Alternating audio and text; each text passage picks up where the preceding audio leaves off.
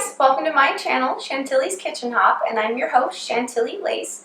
And my channel is dedicated to gluten-free, vegan, lifestyle recipes while we rock out in the kitchen. And this week I have a great recipe for you guys. We're going to be doing breaded baked tofu, and then we're going to be making our own spicy teriyaki glaze. No oil, healthy, but absolutely delicious recipe. So I'm sure you guys are going to want to learn how to make this, so stick around. And if you guys like what I'm doing, hit that like button and subscribe. See you in a sec, guys. Bye.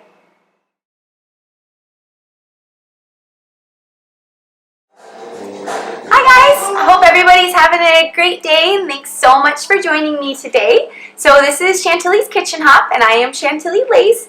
And if it's your first time watching me, I do all gluten-free vegan recipes. We do savory, sweets, dressings, all sorts of fun things. And today I have a great recipe for you guys. We're going to be doing, could be I guess an entree, it's dinner or lunch. We're going to be doing baked breaded tofu. Give you guys an idea what I'm talking about. Just nice and crispy, delicious, healthy, packed with protein.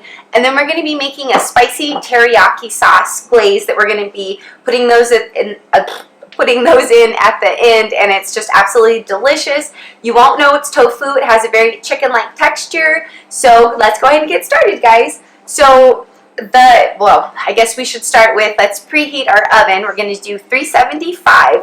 But really, before we would have done that, just get your block of tofu, and we're going to press out all the liquid. So I like to do a plate on top of a plate and then a bowl just for the weight to get all the liquid out. Some people like to do in between two towels and just press it. Whatever works for you, just make sure you get out as much of the liquid as possible, because that really helps with the texture and the taste. That's my one tip. I probably honestly leave mine on the counter for about an hour and a half draining, so I also feel like when it gets a little more towards room temperature, it gets a little bit more in the liquid out. So on that note, so we're going to have our tofu, we're just going to break it into, little bite-sized pieces. And I don't like to cut them when I do this, because I feel like this makes it more, bite-sized like chicken or beef when you would be doing a stir-fry that way. So especially if you have company, it helps with the presentation, and to me even it kind of tricks your mind a little bit. So I like doing it that way, but you can definitely just cube it into bite-sized pieces too. So just give you guys an idea. So we just, especially now that it's all drained, so you would just, break it apart into two nice little bite-sized pieces. And then once we have done that, we're going to get 3 bowls set out. We're going to do, one's going to have flour, and I'm going to show you guys how to do that. We're going to do one with some vegan milk and breadcrumbs. So for the first one with the flour, we're going to do about a cup of, almost said vegan flour, but you do want that too. You want gluten-free, and I like the Bob's Red Mill all-purpose. Not sponsored by them or anything, it's just the one that I tend to use. I really like that one. So we're going to do a cup of that. And then in our flour, we are going to season that a little bit, because you got to have that little bit of extra flavor if you watched me before on all the levels. We're not just ever going for just one. So in our 1 cup of flour, we're going to do about a teaspoon of garlic powder. We're going to do a teaspoon of onion powder. We're going to do a teaspoon of ginger powder, because, it is going to be a teriyaki, so we might as well add a little bit on that level. So some ginger. We're going to do about half a teaspoon of black pepper, and then we're also going to do half a teaspoon of black salt. And regular salt works here too, but I'm going to use the black because it just looks really great, and it actually has a little bit smokier, savory flavor to me than the pink Himalayan salts and some of the other ones. So it's just a preference, something fun to maybe try, something new. I actually just started using it about 2 weeks ago, and I really like it. You can tell just a slight difference. So we're going to try that in our little breading, and then we're just going to give that guy a little whisk up so everything gets mixed in nice and good.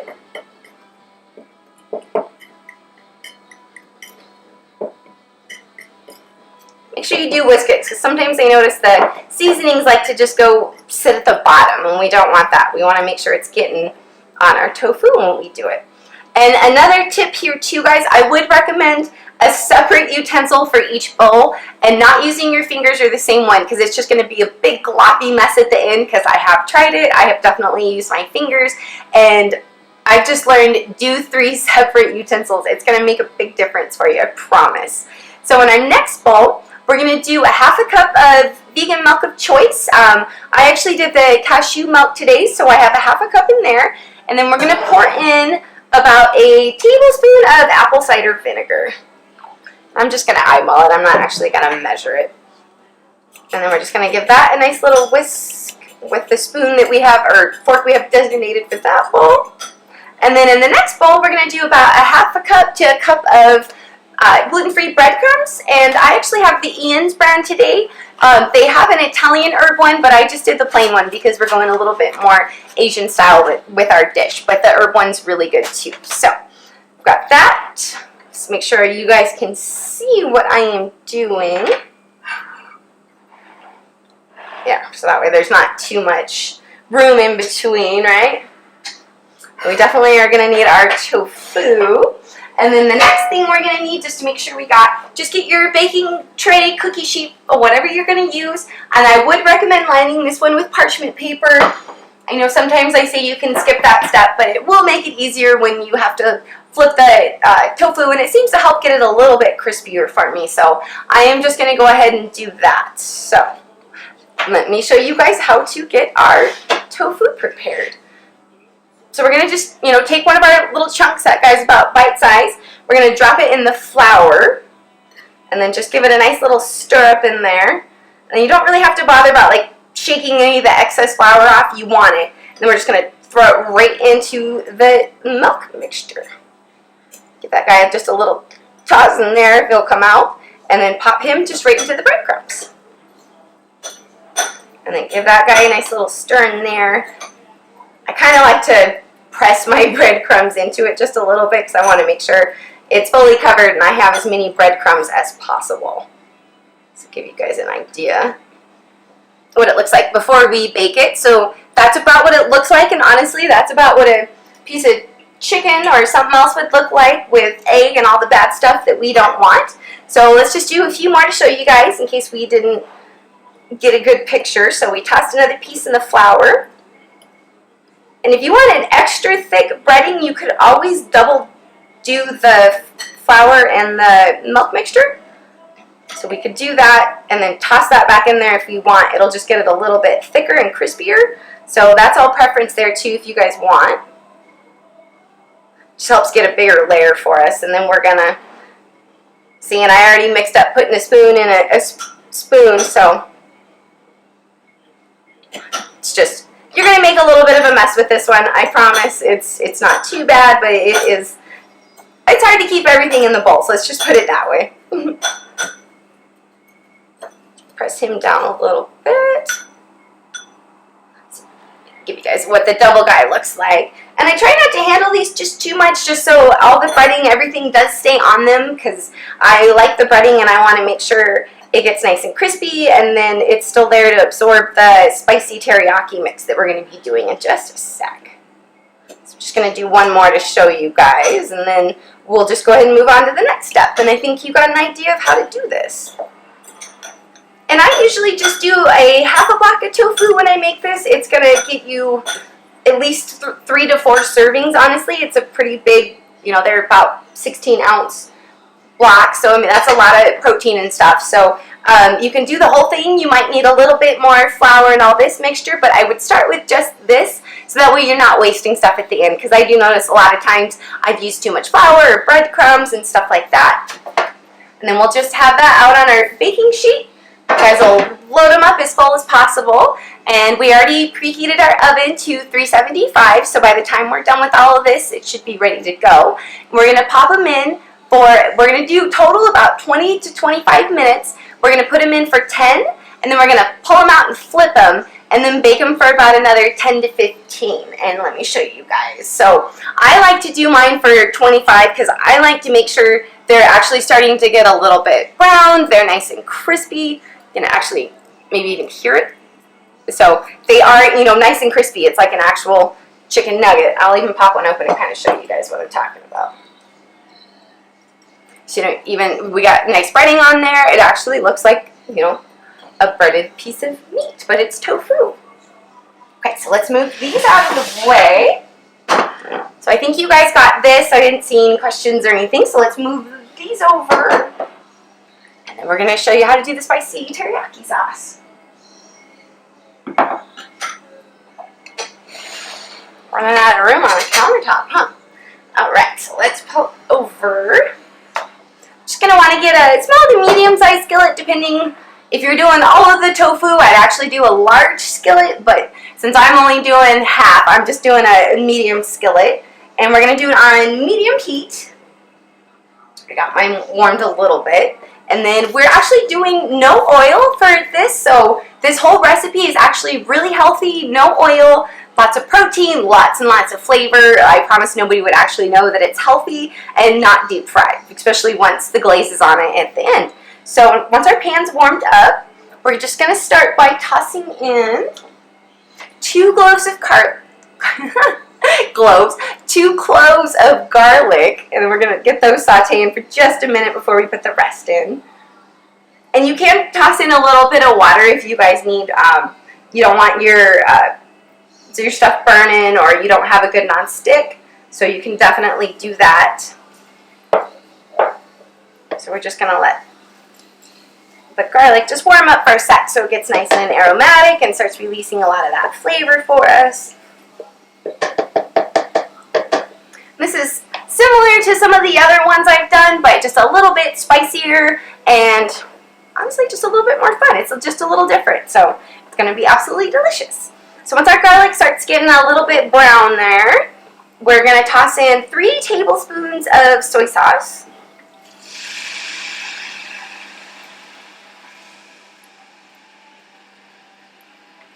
I actually have the Kikkoman gluten-free one. And we're going to do a tablespoon of rice vinegar, and I actually have a black rice vinegar. It's made from mushrooms, so it does have a little heartier flavor to it, a little bit more earthy, kind of savory. So you could use that or just regular rice vinegar. Either one completely works. And then we're going to do a tablespoon, if I can pick it up, of maple syrup. Hey, I actually managed to do all that without spilling anything. Right, and then we're going to do about a tablespoon of chili paste, because we do want this spicy but a little sweet. So I actually just have a chili garlic paste that I got at the Asiana market. I don't need that. We're going to toss in just a little bit of pepper and a little bit of ginger. Probably about a half teaspoon of each of those. And then just give this a stir for a second.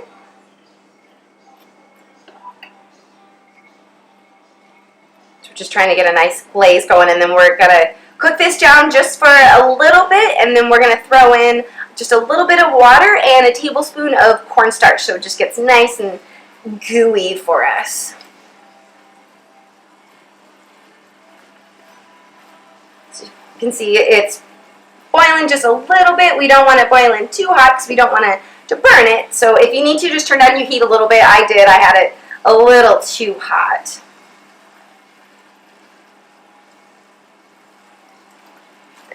It's getting nice and cooked down. So let's take that off. And then we're just going to do about a 1/4 cup of water, or you can even do a 1/2 cup if you don't want this super thick sauce. You want it a little bit more diluted, a little thinner. So this is kind of preference here.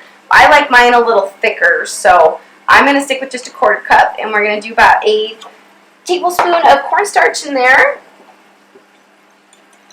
And we just want to get it dissolved into the water before we put it into our sauce, so that way we don't get chunks of cornstarch. And I don't know if you guys have ever tried just throwing cornstarch into a hot mixture. It gets very lumpy. It's not good. I've done it before, and I've had to try to pick out the cornstarch pieces. So I would take this step, or even if you're making gravy, you pour out a little bit of the hot stuff that you're making gravy with and mix that with cornstarch. So it's the same kind of concept. You're saving yourself some trouble. So trust me. And then we're just going to slowly pour this in. We're not going to do all at once, just so it doesn't make a big mess. And then we can also see how thick our sauce is getting if we are going to want to dilute it a little bit more, maybe put a little bit more in there. So it's always good to start small and then go from there. Or I've done I go big and then I have to put water in it because I've definitely put too much. I know I've had a few times I've had my red pepper flake top come off. And then just kind of keep this a continuous stir because you'll notice it does start to thicken up pretty quickly.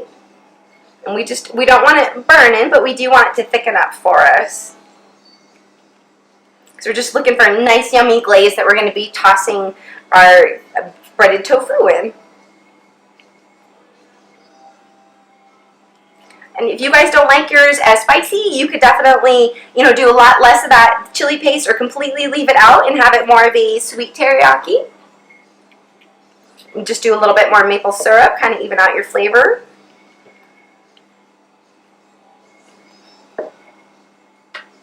Let's give you guys an idea. See how this is it's getting nice and thick. We got a really nice glaze going. So I think mine's actually about where I would like it. And the longer you cook it, the more it will thicken up for you, so just remember that.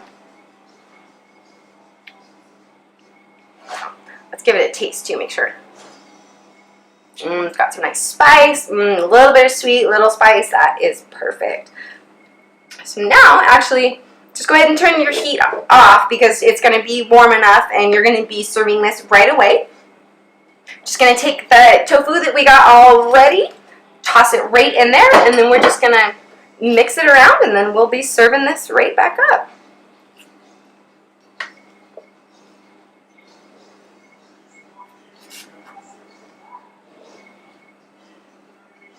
Just want to make sure every piece gets some of this glaze because it's delicious. And you can serve this all on its own. You can do it with rice noodles, other kind of gluten-free noodles that you guys like, regular rice. So there's all kinds of options. It's even really good actually on top of a cold salad. So there's just some really fun things you guys can do here, I think, with this one.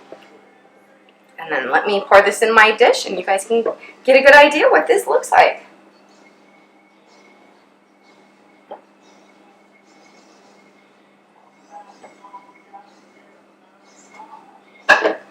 Move this out of the way so I can show you guys. Had a lot of things going on today, huh? A lot of moving and stuff. So there we go. There is our breaded tofu in a spicy teriyaki sauce.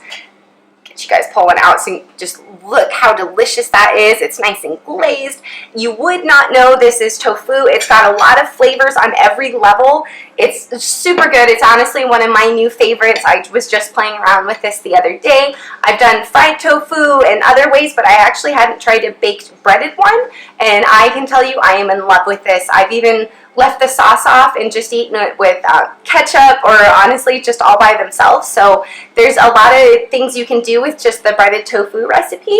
So I hope you guys absolutely love this one and I really hope you try it. I think you guys will be amazed with how good it is. I think you could actually sneak this into some non-vegans and they wouldn't know. Actually, they probably think it's really delicious. Oh, and then one more fun thing for presentation to show you guys. A little bit of sesame seeds. Just really kind of completes the presentation there. So now it really looks like a dish you'd get at a Asian restaurant. So again, I hope you guys love this. I hope you guys have a great day. Don't forget to check out my new YouTube channel, Chantilly's Kitchen Hop. Or if you're watching this there, every Tuesday on Facebook at 2 p.m. Mountain Standard Time, I do the live version of this recipe. So I'd love to see you guys join me there as well. I love my comments, feedback. If you guys try this, maybe try something different, definitely let me know. I do love my interaction with you guys. And as always, I do have just a couple left, stickers and magnets. So if you guys are interested, just send me a DM. So have a great rest of your week, guys, and I will see you next Tuesday. Have a good one. Bye, guys.